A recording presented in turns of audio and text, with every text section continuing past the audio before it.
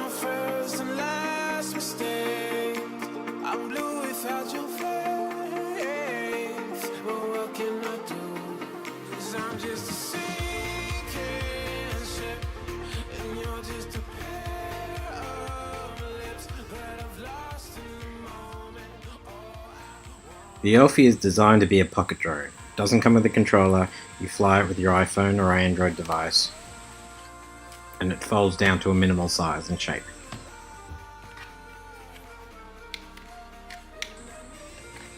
First impressions? That battery sure is fiddly to get in. The Elfie takes all the technology of those selfie drones that were all the rage on Kickstarter a few years ago and chucks it into a $50 drone. You connect to the Wi-Fi network broadcast by the drone. You can even connect multiple devices to the same Wi-Fi network. So theoretically you could have two people fighting to control the drone. However, it flies erratically enough that you really wouldn't know it. More on that later.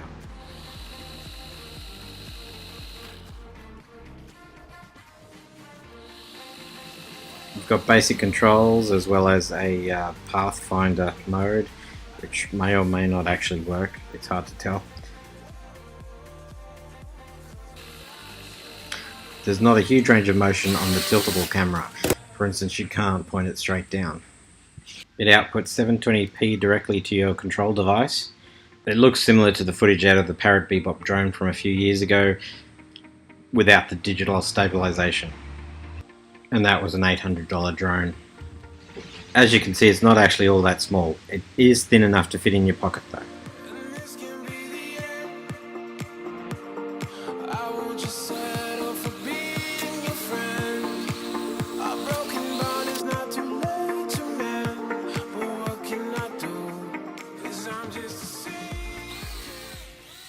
Watching this, you're probably thinking that this drone will end up like the last one. I'm pleased to say that this is one of the more durable drones I've ever flown. I wasn't actively trying to break it, but it certainly took a bashing. Even partially submerged at one point, and kept bouncing back every time. The flip maneuver that you can actually do happens very fast, and almost seems like an afterthought of we need it to do something other than just move around. I found I had the most control of it when I set the rates to 60% rather than the default 30, and I had no control over it all at 100 as it was too twitchy for the iPhone screen. You can adjust the trim, however it's time consuming and fiddly to get right.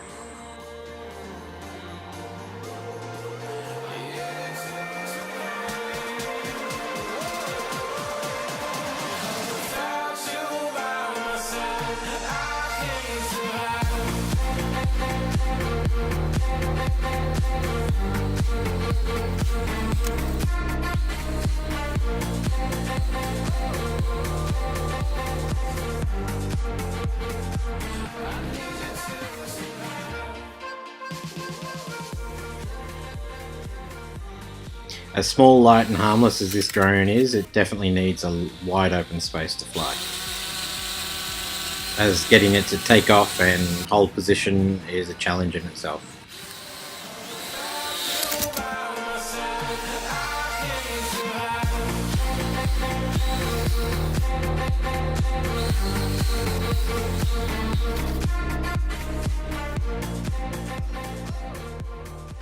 You'll notice the camera blows out the highlights to the black hole you see here. For the price though, the camera is not too bad.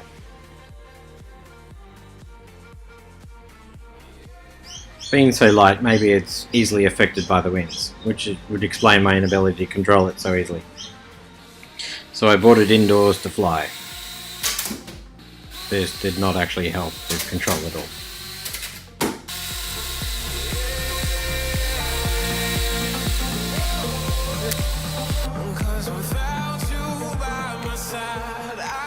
I actually had a lot of fun with this drone. It's small, light and durable. It's also really cheap and fun. If this had cost any more, or if it had broken, or even if it needed a dedicated controller, I wouldn't have liked this as much.